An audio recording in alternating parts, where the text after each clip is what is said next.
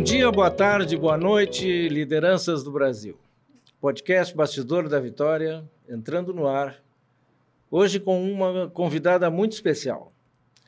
A mulher cada vez mais vem buscando seus espaços pelo bem da sociedade e de todos nós. Cada vez mais conquistam todas as áreas, com coragem, pioneirismo, vão reescrevendo a história com competência e brilhantismo. E na política não é diferente. Ainda são uma minoria, mas demonstram cada vez mais seus talentos e importâncias insubstituíveis. Eu sou Sérgio Zimmermann, arquiteto e urbanista, comunicador, consultor político e de empresas. Oi, gente, me chamo Martina Rodrigues, sou advogada e consultora política. Nossa convidada de hoje é natural de Porto Alegre, mãe de 3 guris, graduada em letras. Tenente-coronel da Brigada Militar, com uma trajetória pioneira na instituição. 28 anos de policiamento ostensivo. Sendo a primeira mulher designada a comandar um batalhão da Brigada Militar no Rio Grande do Sul, o 40º Batalhão da Brigada Militar em Estrela, com responsabilidade sobre 11 municípios do Vale do Taquari. Mais tarde, já em Porto Alegre, no comando do 19º Batalhão da Brigada Militar, implementou e coordenou a Patrulha Maria da Penha, com diversos prêmios e distinções.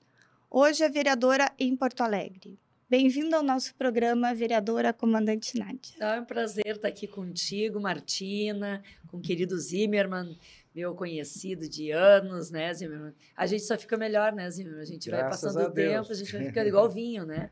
E é um prazer estar conversando com essa audiência aí que vocês têm desse programa, que eu tenho certeza que já é vitória, por conta da qualidade dos dois que estão aqui conduzindo esse programa. Então, bom estar aqui com vocês e vamos fazer um bate-papo aí. Muito bem. Vereadora, queria começar perguntando para a cidadã Nádia. Como foi tua caminhada até chegar à academia da Brigada Militar? Fala um pouco dessas origens. Olha aí. The beginning. Não, isso é complicado, porque, assim, mulher, né? Ser militar, filha única de um sargento da brigada e de uma professora estadual, resolvia contentar pai e mãe. Primeiro, né, fiz o meu ensino fundamental no Colégio Glória, bolsista, né, porque meu pai não tinha condições, também tampouco minha mãe, de pagar um colégio particular. Quando no 2º grau, né, no ensino médio, então eu resolvi fazer o magistério. E por que o magistério? Porque, à época, o magistério te dava a possibilidade de ter independência financeira. Então, a filha única, né? Para alguns, né? Filha única e filho único é mimado, né? Aqui não teve nada dessas coisas de mimimi, né? E aí, fiz o magistério no Paulo da Gama, num colégio estadual, porque eu tinha perdido a bolsa, então, no ensino fundamental. Resolvi ser dona do meu nariz, né? Terminei o ensino do médio, já professora de magistério naquela época, e fui dar aula numa escola de educação infantil, lá na Vila Nova.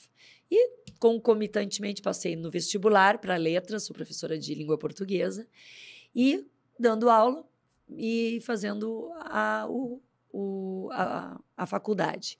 Quando, em 88, surge o concurso público para mulheres que tivessem graduação já para ingresso na Brigada Militar, como oficiais da Brigada Militar. É importante a gente falar para quem está nos ouvindo que há 2 formas de ingresso na Brigada Militar, com o ensino médio, né, para praça, e com o ensino superior para oficial da Brigada. Mas a carreira, né, acaba sendo na Brigada Militar com distinções de funções. E quando abriu esse concurso, eu já havia me formado em letras. Então, eu já estava graduada, já estava concursada, já tinha dado aula para agradar a mãe, né? Aí, agora vamos agradar um pouco o pai, né? Resolvi fazer o concurso, então, para a Brigada Militar, e um concurso bem diferente para mulheres, né? Veja bem, né? A Brigada hoje tem 185 anos de existência. As mulheres na Brigada Militar iniciaram em 86, ali, com as primeiras mulheres. Então, tudo muito incipiente, tudo muito ainda sendo debatido, como é que se faz, sendo atualizado, arrumado as coisas, deu erro, arruma aqui, vai ali. E o concurso bem diferente para nós mulheres. Por exemplo, correr 12 minutos e ter que completar tanto por cento de quilômetros. Fazer barra, fazer apoio, fazer abdominal, e tudo com metas, né? Então, barra imagina, é horrível. Não era uma coisa muito comum para mulheres, abdominal, com 1 minuto tendo que fazer tantos abdominais, apoio, né? Uma coisa que mulheres não fazem normalmente, e principalmente em 88, né? Estamos falando nisso em 30 e poucos anos. E aí, um concurso intelectual, né? Uma prova intelectual toda seletiva, prova intelectual, tinham 15 vagas, né? E na primeira prova passaram tantas mulheres, depois uma prova física, né? De corrida, de abdominal, aí já ficaram 12 mulheres, uma prova médica, né? Altura, peso, tem todos os dentes na boca, né? Tá tudo certinho. É como a prova dos homens, né? Mas os homens era mais comum. Depois, a tal da prova do psicotécnico, né? Coletivo e individual.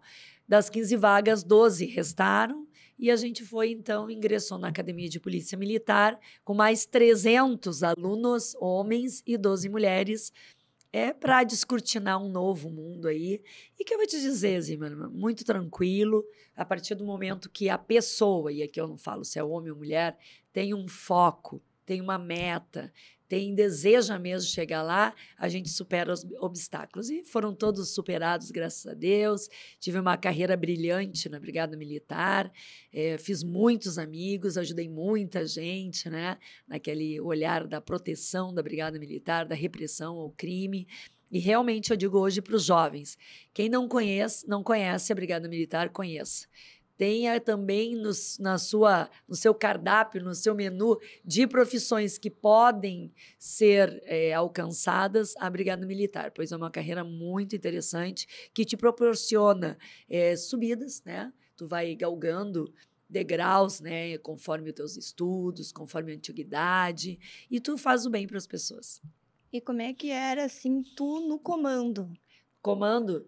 Como é que foi esse teu comando, assim? Não enfrentaste machismo, sabe, todo mundo retaliação até por parte das mulheres? Ela é comandante, eu não sou. Porque de tenente a coronel, né? Tu sempre foi comandando, né? Sim. Era o pelotão, era a companhia, era o batalhão, e foi, né? Grupo, enfim. Vai aumentando a altura. Vai aumentando o número de pessoas que tu comanda, a responsabilidade aumenta, né? E em 2007, né, quando eu fui convidada, então, a fazer esse pioneirismo no Rio Grande do Sul, né, o estado, né, pela primeira vez teria uma mulher comandando o batalhão de polícia militar. Eu me senti, por óbvio, muito orgulhosa, lisonjeada com o convite, mas assim, tem que dar certo esse troço, né? Imagina se não desse. A primeira mulher que foi comandar um batalhão deu tudo errado. As outras estariam fadadas a não serem mais nem convidadas, nem pleiteado de virem, né? Mas deu tudo muito certo. E por quê? Porque a Brigada Militar trabalha com 2 grandes pilares que, para mim, são pilares não apenas institucionais, mas se nós colocarmos esses pilares na nossa vida, tudo vai adiante e vai bem, que é a disciplina e a hierarquia. A gente vai pensar, a gente tem hierarquia dentro de casa, a gente tem hierarquia no banco, na loja, na tua empresa, tem uma hierarquia na fila do banco e tem disciplina. Disciplina não faz mal a ninguém. Aliás, a disciplina é aquilo que te conduz a repetir coisas boas, a reavaliar coisas erradas e cada vez mais tentar te superar naquilo que tu acha que tu não é tão bom nisso. Ter disciplina, ter hierarquia é bom para todo mundo. Então, assim, foi bom por isso. Nunca tive nenhuma questão de machismo, né? Por conta exatamente disso. Nós temos um regulamento disciplinar que rege todas as nossas interações interpessoais.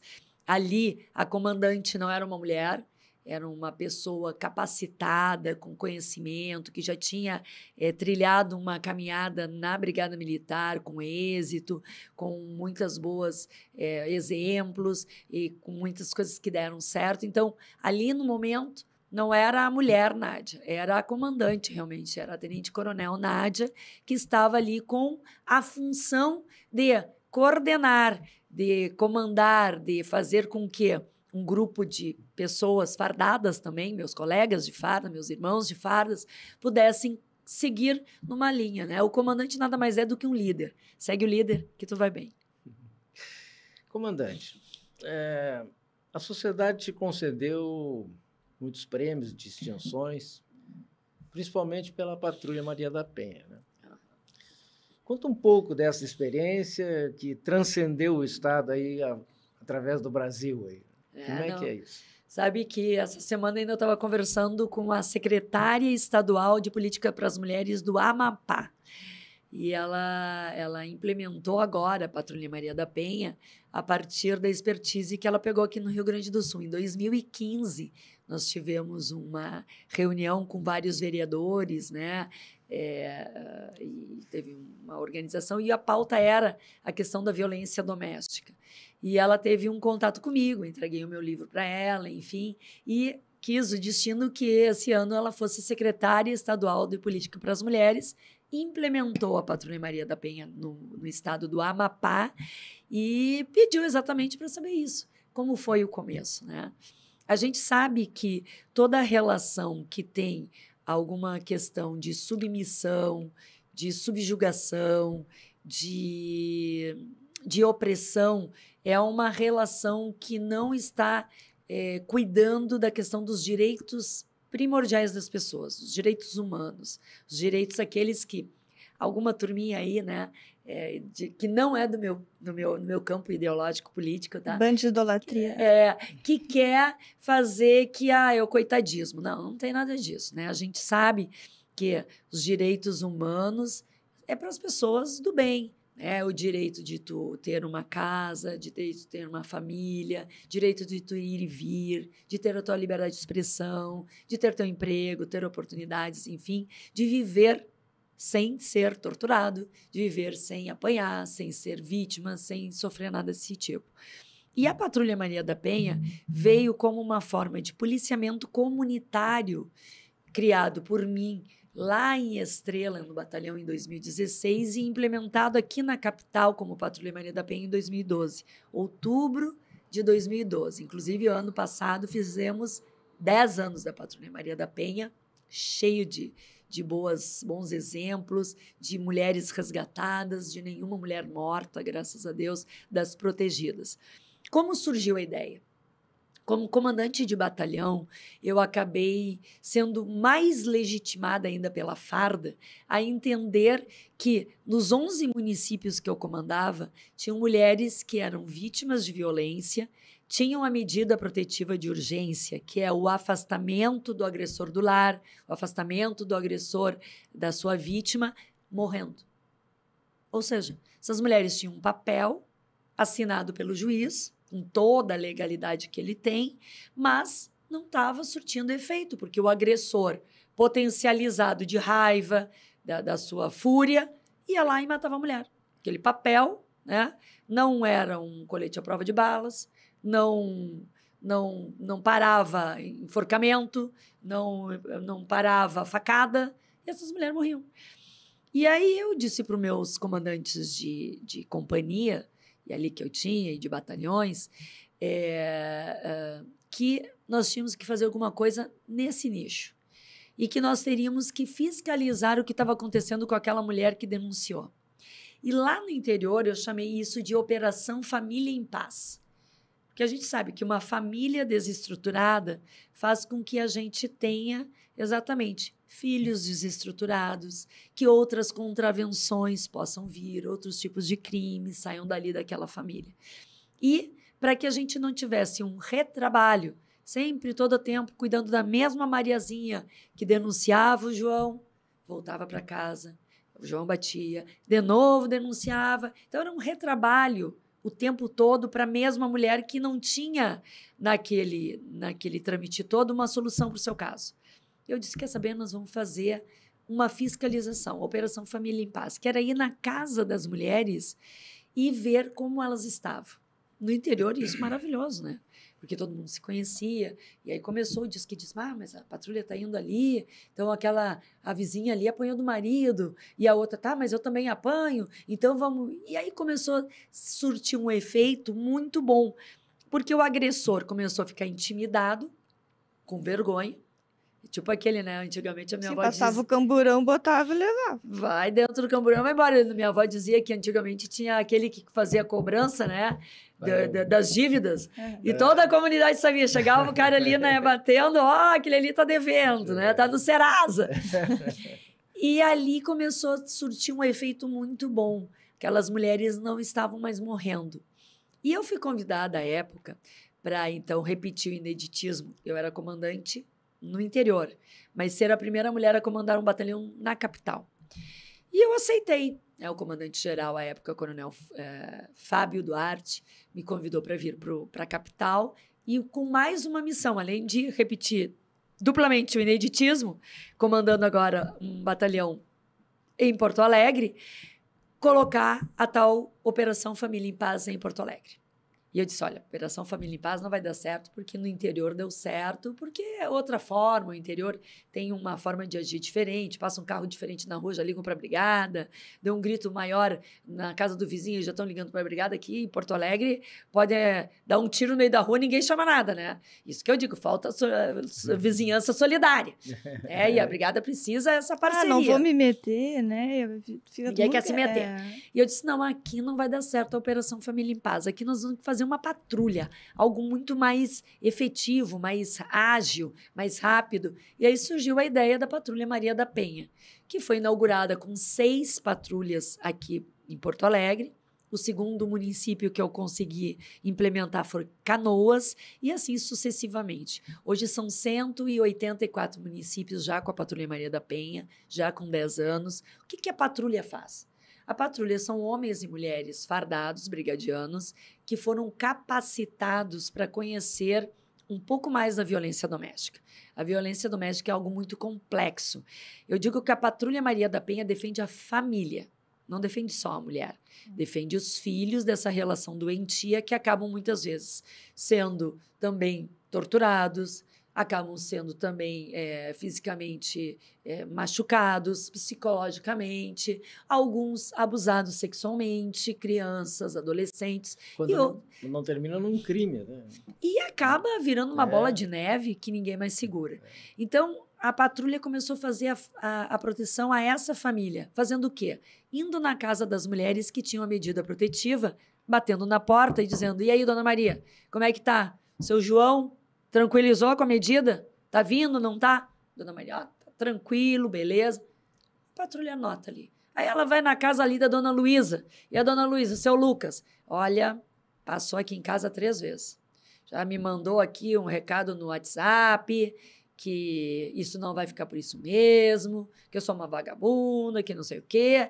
E aí a patrulha já acende uma luz amarela. Opa, tá passando aqui na frente, tá comunicando com a vítima, tá querendo ser preso.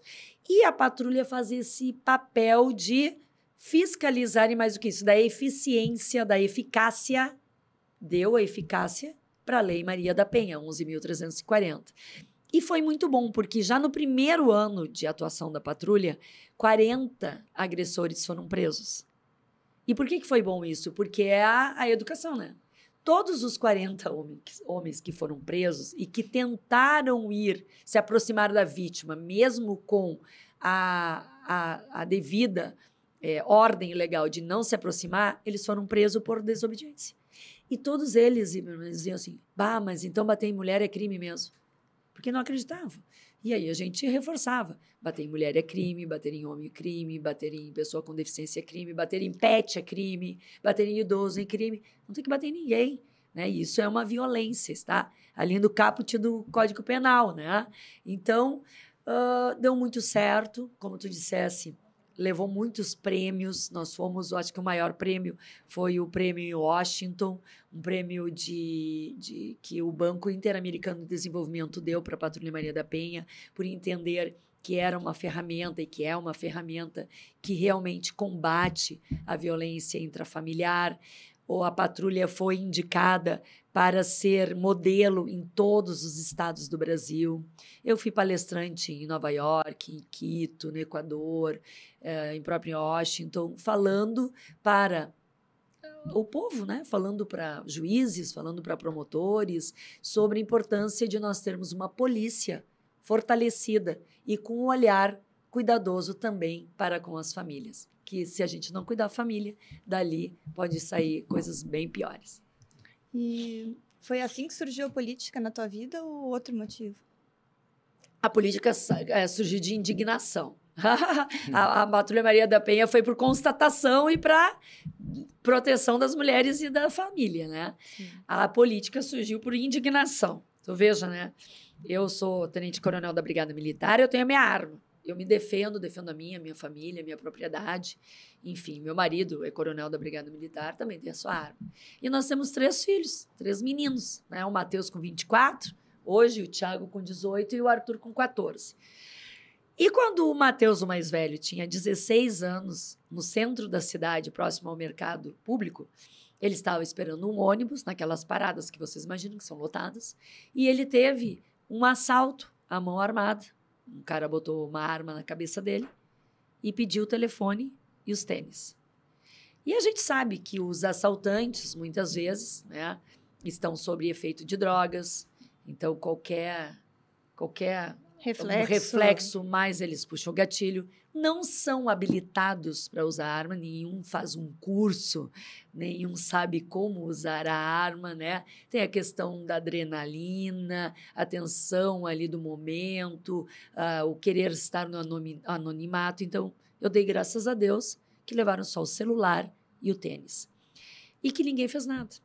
E que ainda, no final, o Matheus, mais velho meu, disse que ainda o cara disse para ele bater na mão, assim, né? Dar um tapinha na mão, como se fosse amigo. E naquele momento ali, eu vi que eu tinha que mudar a rua. A rua não estava segura para os meus filhos. As ruas não estavam seguras para os teus, para quem está nos assistindo.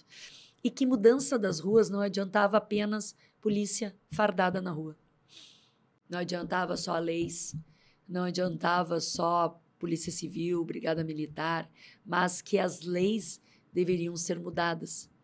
Que a forma que a rua se movimenta tem que ser mudada.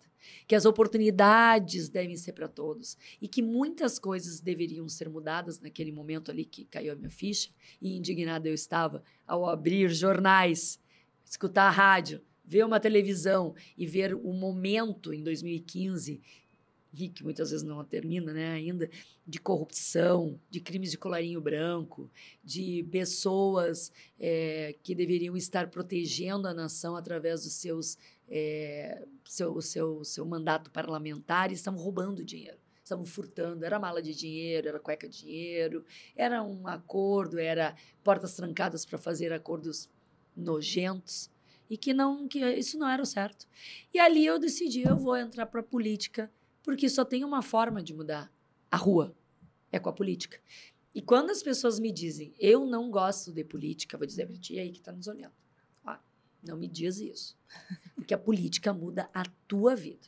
Muda a vida pessoal, profissional, muda a rua, muda o imposto, muda a carne, muda o que tu vai fazer, o que tu pode falar. Então, nós temos que dar, e eu sempre brinco, a política é como se fosse um instrumento. É um instrumento. A xícara, olha que linda a xícara. A xícara é um instrumento que tu tem que, para usar um café, um leite, tomar uma água. A caneta é um instrumento. A foice é um instrumento. E quando tu dá uma caneta, vamos pegar o exemplo da caneta, que é um instrumento legal, e uma folha em branco para o Zimmermann, dali vai sair um belo programa, vai sair uma letra de música, se eu entregar para ti vai sair um poema, se eu entregar para um oficial da brigada, para algum praça, um soldado, um sargento, vai ser uma ordem de serviço, vai sair uma legislação, vai ser uma coisa legal. Agora, se eu entrego esse instrumento, uma caneta, para alguém que não sabe escrever, vai sair rabisco, não vai sair nada certo. Quando eu entrego uma foice para um agricultor, esse agricultor sabe o que fazer com a foice, na sua lavoura, no campo. Agora, quando essa foice vai para uma mão de alguém do MST, ele pode matar um soldado nosso, como aconteceu aqui na Esquina Democrática. Ou seja, um instrumento na mão errada sai cacaca, não sai coisa boa. Agora, um instrumento política entregue na mão de alguém que pense a política como algo que vai ser para melhorar, para modificar a rua, para melhorar a vida das pessoas e pensar no bem comum, realmente comum, a todos, sem olhar a quem, aí nós vamos ter uma boa política. Por isso, começa a gostar de política. Agora a senhora entrou na essência da nossa proposta. Na verdade, Me antecipei, galera. Não sabia. Esse podcast foi criado justamente para que aquela pessoa que está nos ouvindo lá comece a olhar a política com outros olhos e se motive a ingressar e interagir na sociedade, porque só assim nós vamos ter avanços, né? Porque o que acontece é que as pessoas de bem se acomodam e os bandidos tomam conta, né? Na verdade, é mais ou menos aquela palavra, aquele ditado, né, do nosso pensador. Mas, comandante, vamos avançar aí, que a senhora me tirou um pouquinho do centro aqui, falando dessa questão do... Eu não gosto de política. Isso nós temos que mudar esse perfil.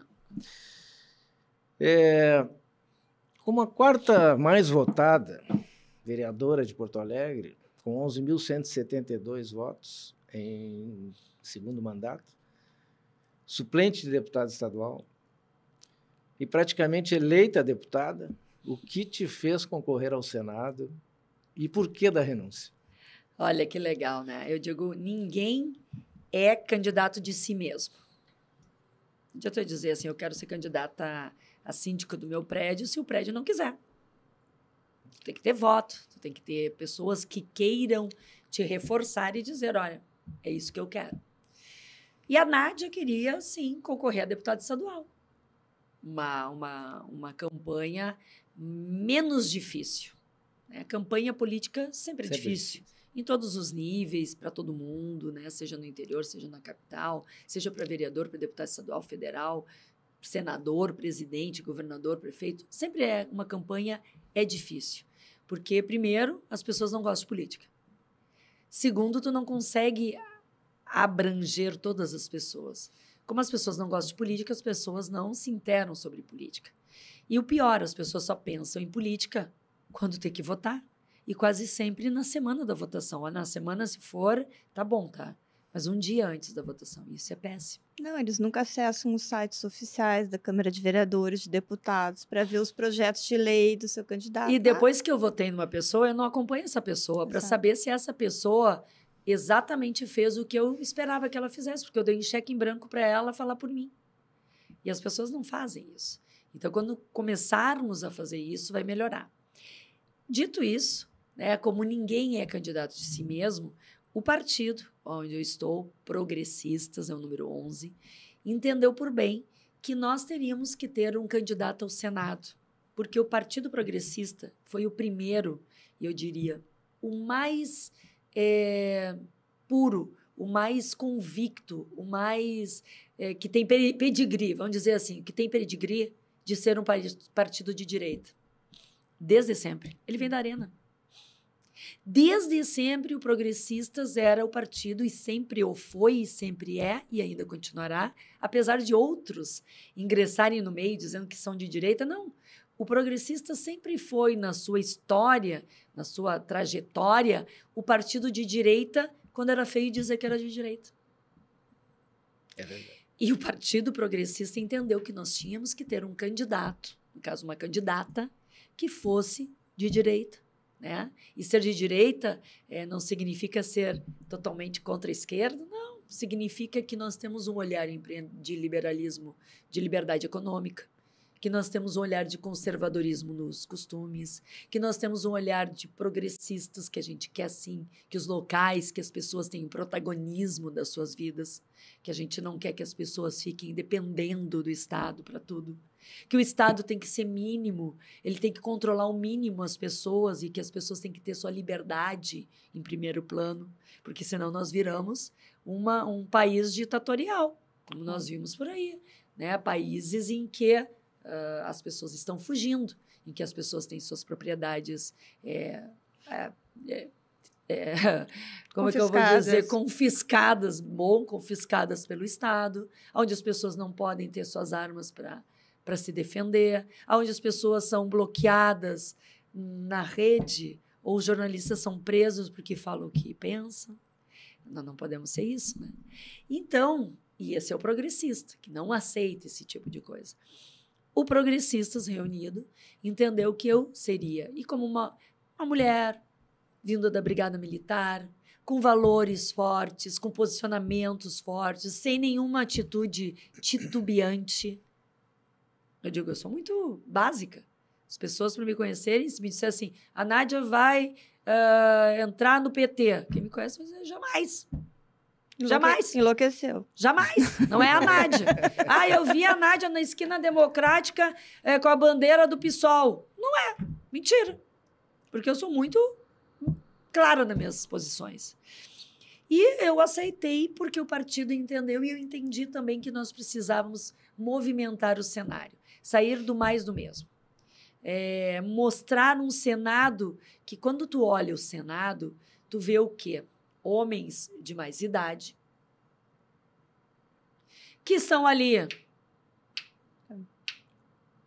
há tempo, que é para ser a alta corte, as mais nobres ideias, mas que muitos defendem só o seu umbigo. E tu não vê jovem, tu vê o Senado como algo inatingível.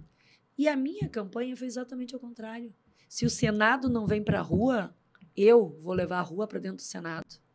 Eu, como mulher, como brigadiana, como mãe, como dona de casa, como brigadiana, como parlamentar, eu quero representar tu aí, Maria. Lá, dizendo que chega, vamos desmistificar esse Senado que é inatingível. E, de novo, a gente viu aí uma fiasqueira. Mais do mesmo. Compra de votos.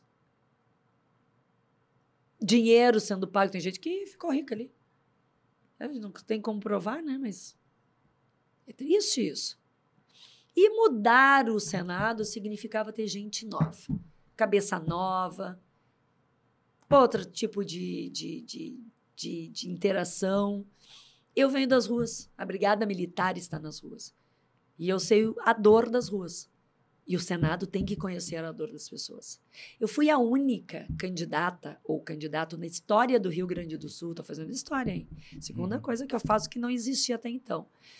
Nunca nenhum candidato ao Senado apresentou um plano de mandato. Quem é obrigado a apresentar um plano de mandato é o governador, o presidente, o prefeito. Executivo. É o executivo. Pela primeira vez, um candidato ao Senado, que fui eu, apresentei um plano de mandato para os 8 anos. E por quê? Para parar de ficar com o eleitor sem saber o que tu vai fazer lá. São 8 anos fazendo o quê? Sendo inatingível? Então, eu mostrei o que eu faria nos 8 anos. Dizendo, chega de ineditismo, chega de fazer a coisa de qualquer forma. Então, assim, preparada para os debates, convicta o quanto eu era importante lá, mas quis o destino, né, que o presidente Bolsonaro, cujo uma semana antes do início da campanha eu conversei, né, nós estávamos conversando muito sobre a questão do cenário político, do cenário do Rio Grande do Sul. O Progressista, um pequeno comitê de 12, 13, 14 pessoas, tomamos café uma semana antes do início da campanha e conversávamos ali com o presidente, como é que tu vai fazer, onde tu tem 2 candidatos da tua base governista. Né? No caso aqui, para governo, ele tinha o Heinz e tinha o Onix, ambos da base do presidente. Tinha o Mourão e tinha eu. Como tu vai fazer? E o presidente Bolsonaro, com todas as letras, disse: eu não vou fazer campanha para nenhum. Fiquem tranquilos. Eu não vou fazer. O que eu posso fazer é uns 2, 3 dias antes da eleição propriamente dita, é ver quem está na frente e dar uma impulsionada ali. Vale para vocês? Beleza. Para minha surpresa, no primeiro dia de campanha, Bolsonaro faz um vídeo com o Mourão, dizendo que o Mourão era o candidato dele. Bueno, não temos mais o que fazer, né? Então, vamos continuar ali, vamos ver. As pessoas me chamavam de traidora, né, do Bolsonaro, mentira. Né? As pessoas criaram uma narrativa totalmente equivocada na cabeça deles. Eu continuei caminhando com o Reis, continuamos caminhando com o Bolsonaro, com os nossos candidatos a deputado federal e estadual, pelo Rio Grande do Sul todos. Todo. E aonde eu andei, eu fui muito bem recebida. As pessoas entendiam a importância de ter a comandante Nádia no Senado, mudando, fazendo mais do que nunca foi feito. Pela minha trajetória. Não sou uma pessoa acomodada, eu não sou uma pessoa que aceita. É assim porque é a Nádia. Não. É assim, mas nós vamos mudar. É assim, mas nós vamos fazer diferença. E foi aí que eu estava com uma agência de publicidade, de marketing me acompanhando, e a gente tinha, nos últimos 10 dias, um tracking, né, que são aquelas pesquisas que tu faz por telefone diariamente. E nós vimos que as pesquisas apontadas pelos maiores jornais eram mentirosas. Elas botavam sempre a Ana Amélia na frente do Olívio, ora era o Mourão, ora era o Olívio, e eram mentirosas. Pesquisas feitas em fundo de quintal. Que se eu estivesse lá no Senado, eu ia proibir pesquisa há uma semana da eleição propriamente dita, porque ela induz o eleitor ao erro. E a nossa pesquisa dizia que nem Mourão, nem Ana Amélia, nem Nádia chegava ao final. E que era Olívio Dutra. E quem chegava um pouquinho mais, que dava um respiro, era o Mourão. Há 3 dias aí, conversei com o Mourão, disse, olha, eu entrei na política por um projeto coletivo. E é bom dizer aqui, o meu projeto pessoal da Nádia é até a minha profissão. Graças a Deus, cheque, deu certo, tenente-coronel. É até a minha família, tenho meu marido, meus 3 filhos, cheque, deu certo. É ter a minha casa, tá na mão, é ter meu carro, é ter minha casa, é ter minha arma, é viajar, tá tudo bem, eu estou no nirvana. Projeto pessoal, ok. Agora, na política, o meu projeto é coletivo. E jamais eu iria querer no Senado uma segunda cadeira que fosse da esquerda. E que iria acontecer. Chamei o Mourão e a gente conversou. O Mourão de forma alguma queria que eu renunciasse. Eu disse, mas há 3 dias não tem como.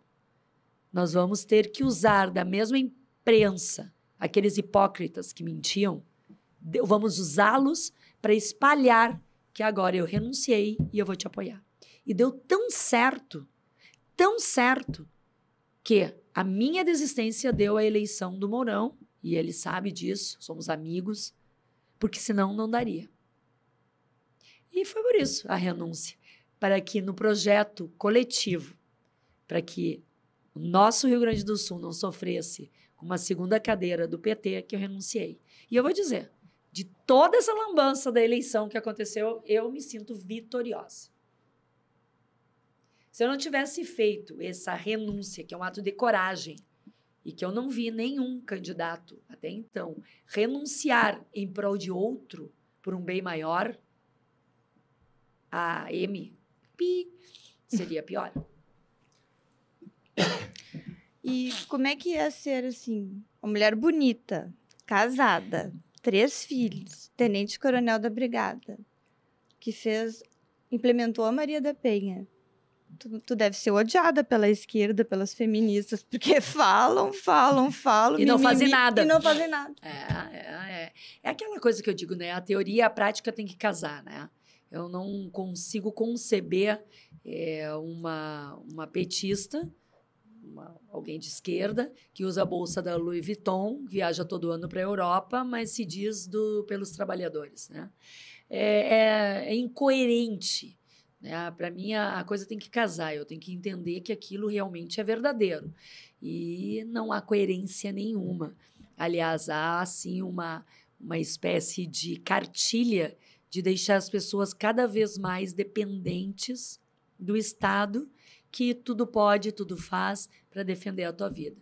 E essas são as mulheres da esquerda, né? Se tu perguntar para mim o que eu faria com estuprador, castração química. Ponto.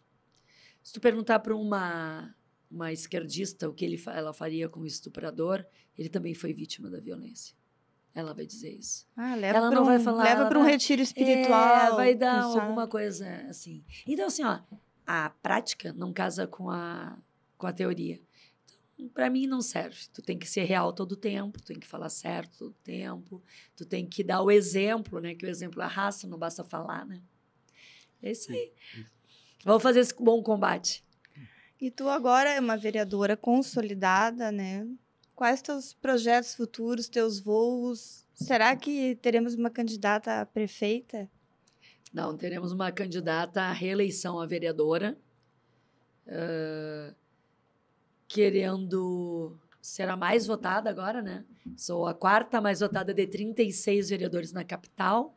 Agora, a nossa meta é ser a mais votada aqui em Porto Alegre, mostrar, assim, que as mulheres têm condições de estar na política, que as mulheres têm potencial, desde que tenham capacidade, conhecimento. E vamos ir à vereança novamente, o ano que vem. E esse teu projeto da Maria da Penha, conhecido mundialmente, né? Fala um pouco sobre teus outros projetos. Nós temos projetos aqui na capital dos gaúchos muito bons, né? Projetos... Eu não tenho tantos projetos, eu vou dizer. O parlamentar... e o eleitor acha errado, né? Quantos projetos tem? Esse tem 500, tá? Mas tem 500 protocolados, nenhum aprovado, ou tem 10 aprovados que são inócuos, né? Não pode ter sal na mesa do restaurante. Oi? Sim, tem que ter conteúdo político, né? Não, pelo amor de Deus. Então, assim, eu sou uma vereadora de fiscalizar muito, de propor muitas boas ideias para o executivo, sou parceira do executivo, e os meus projetos que eu traria aqui, que são top, é a segurança compartilhada, né, que é um projeto que iniciou em São Paulo, tem mais de 20 anos lá, onde a Prefeitura Municipal de São Paulo paga hora extra para os policiais militares. E essa é um projeto aprovado, é uma lei aqui em Porto Alegre hoje, que permite que a Prefeitura pague hora extra para o nosso brigadiano, fazendo com que até 30% a mais de segurança na rua. Então, um projeto maravilhoso que permite essa comunicação de pagamento entre município e Estado. E isso é uma lei da minha autoria que eu tenho muito orgulho. Tem outra lei também aprovada aqui em Porto Alegre, que é do CIPAV, que é da Comissão Interna Permanente de Contenção de Acidentes Escolares, que é o quê? De prevenção de acidentes escolares. Pequenos furtos, utilização de drogas, aonde faz o quê? Que a escola também faça o seu funcionamento olhando a questão da segurança. Então, a escola monta um pequeno comitê de professores, pais, alunos, servidores, que aquele comitê uma comissão, vai pensar o que está inseguro na escola. Se é a pichação, se é a faixa de segurança que está tendo muito acidente, se é a questão de droga. E eles falam, bom, é isso. E como é que é a forma da gente resolver esse problema? Bom, conseguimos resolver sozinhos? Não. Vamos chamar entes que possam vir a nos ajudar aqui na escola nesse problema que nós identificamos. Ou seja, é a própria escola mostrando suas deficiências na questão da segurança e chamando órgãos que possam ajudá-las a prevenir, a diminuir e a melhorar a questão da segurança da comunidade escolar. Minha autoria também. Tem um outro projeto, e eu teria outros para falar, mas que está agora em voga aqui, que é a questão que está para ser... No protocolar já foi, já está para ser votado. Está para ser votado, que é do ITBI Justo, que é o Imposto de Transmissão de Bens Imóveis. O que é isso, né, gente? Quando tu compra a tua casa, teu apartamento, tua sala, teu terreno, para te colocar ali no teu nome, tu tem que pagar esse imposto para transmitir aquela propriedade para o teu nome. Porto Alegre, tu paga 3% do valor, em tese, seria do que tu comprou. Vamos aqui fazer uma continha de pão ali, né? Comprou um apartamento por 100 mil reais. 3%, 3 mil. Tu pagaria 3 mil reais para passar esse apartamento para o teu nome. Acontece que não é assim que acontece. Porto Alegre, Novo Hamburgo, Tramandaí, enfim, todos os outros municípios, quem faz a avaliação do teu imóvel são os agentes da Fazenda, da Secretaria da Fazenda. E o agente vai lá no teu apartamento e diz assim, teu apartamento vale 150 mil. e bota lá. O teu imposto a ser pago de 3% é em cima de 150 mil. Ou seja, tu vai pagar 4.500 e não mais os 3 mil. Ou seja, aumentou, né? Sim. Isso eu não quero mais para Porto Alegre.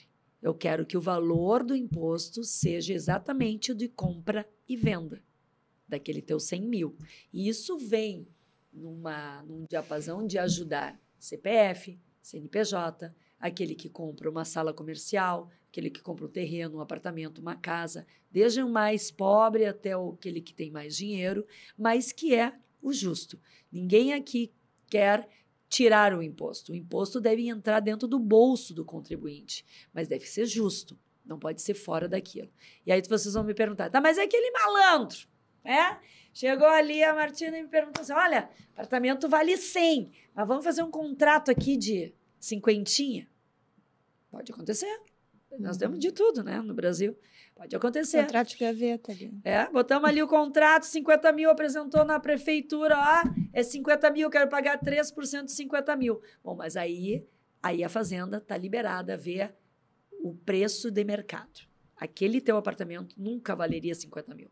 Aquele teu apartamento, onde tu estás, no local, no bairro, está entre 80 e 100 e alguma coisa. Bom, aí vai valer o preço do agente da fazenda.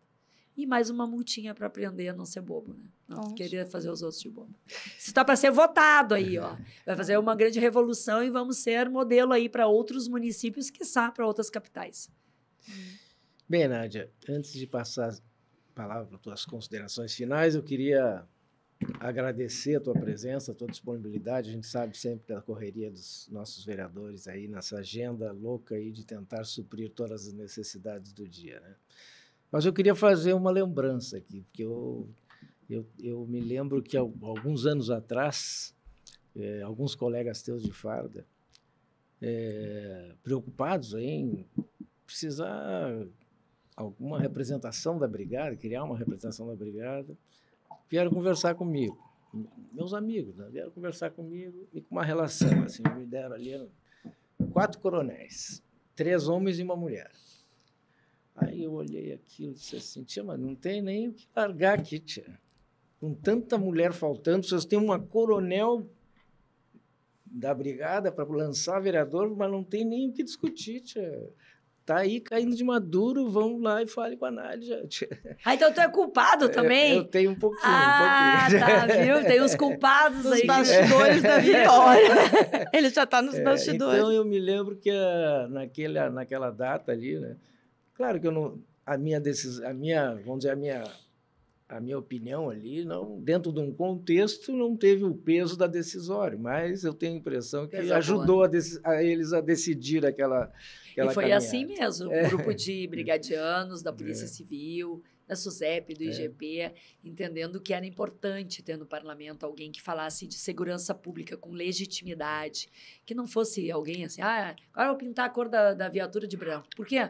Para fazer alguma coisa, um projeto, né? Como podar as árvores e mudar a luz, que daí não vai inibir, né, o crime. Então, assim, eu entendi ali a importância realmente de ter alguém que entenda a segurança. Segurança é base para tudo, né? Ninguém sai de casa se não tiver a certeza que está segura a rua. Ninguém vai deixar um filho numa creche, numa escola, ninguém vai comprar nem um remédio na farmácia se tiver um tiroteio no meio da rua, se tiver tráfico, se tiver marginais. Então, segurança é a base de tudo e eu entendi ali. Obrigada, então, pela indicação. E de que nós precisávamos no parlamento, né? Iniciar no parlamento municipal, depois estadual e vamos deixar a vida me levar para ver onde é que chega. Essa caminhada. Mais alguma coisa, doutora? Não, queria agradecer muito te conhecer pessoalmente e fiquei muito feliz com a tua fala de não vamos desistir da política, existem pessoas responsáveis, comprometidas e que a gente leve a boa política para todo o Brasil, né? E que surjam novas Nádias, novas lideranças, novas mulheres que queiram, de fato, fazer o bem, né? E não fiquem só de mimimi, né? Olha, eu tenho a agradecer para vocês dois aí, um bate-papo bem legal, né? Agradecer a quem esteve conosco aí o tempo todo, um pouquinho de tempo, mas depois volta lá e vê todo o programa de novo. Acompanhe essa dupla aqui no no podcast Bastidores da Vitória. Eu acho que é uma vitória a gente poder fazer mudanças, né? Para mim, vitória é ver meus filhos crescendo bem, com saúde, com boa educação, com segurança. E o que eu quero para os meus filhos é o que eu quero para os filhos de todos, né? Eu quero isso para Porto Alegre, eu quero isso para o Rio Grande do Sul. Eu quero que nós tenhamos oportunidades para os jovens. Os nossos jovens hoje saem do ensino médio e não sabem para onde vão, né? Tem jovens que são nem, né? Nem estudam, nem trabalham, não fazem nada. Então, a gente sabe que não cai nada do céu e que a gente tem que acordar cedo e quando nós temos um foco, uma meta, tem que trabalhar bastante para chegar lá. E é isso que eu acho que está faltando, né? É botar sangue nos olhos ali do nosso jovem, dar oportunidades, né? E contem comigo aí para o que precisarem, né? Me acompanhem nas minhas redes sociais, @Comandante Nádia, no Facebook, no Instagram, no Twitter, no meu YouTube. Façam ali suas colocações, manda mensagem, critica, dá sugestão. A gente está aí conversando com todo mundo. A diversidade e as diferenças de pensamento engrandecem tudo aquilo que a gente quer fazer. Então, eu sou uma vereadora, uma parlamentar, né, posicionada, mas nem por isso deixo de ouvir todos os diferentes. Diálogo é algo importante, mas tem que ter um líder, né? E o líder tem que seguir aí. Agradeço aqueles que votariam em mim para o Senado, agradeço mais ainda aqueles que confiaram. E quando eu disse, vamos com o Mourão, todos foram. E temos aí o senador Mourão já fazendo o seu trabalho belíssimo ali. Esperamos, eu tenho incomodado bastante o Mourão, né? Dei para ele o plano de mandato, para ele poder também cumprir algumas das coisas que eu tinha ali como meta. E tenho certeza que nós, com muita tranquilidade, mas sem abrir mão nem 1 milímetro dos nossos valores, os valores que devem ser inegociáveis, nós vamos chegar lá. Não vamos desistir. Bora lá, tchê, e me acompanhe. Podcast Bastidores da Vitória, semanalmente trazendo a voz da empresa de consultoria e assessoria para candidatos parlamentares, gestores, lideranças, ativistas, todos aqueles preocupados com a cidadania e os destinos políticos do Brasil. Então venha com a gente, siga este canal, curta, compartilhe, deixe seus comentários em nossas redes sociais. Vitória Consultoria Política Limitada, inovando pela liberdade. Bom dia, boa tarde, boa noite e até semana que vem, Lideranças do Brasil.